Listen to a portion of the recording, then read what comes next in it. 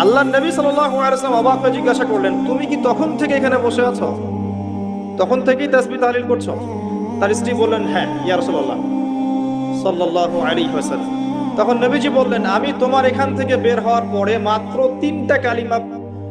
5টা কালিমা 3বার পড়েছি। কয়টা কালিমা?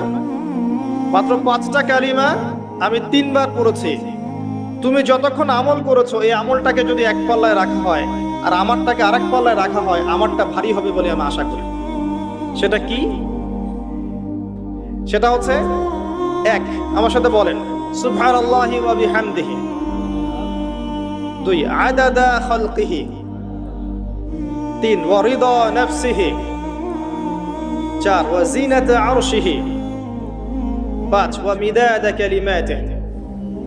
এই 5টা কালিমা 3বার করে সুবহানাল্লাহি ওয়া বিহামদিহি, আদাদা খালকিহি।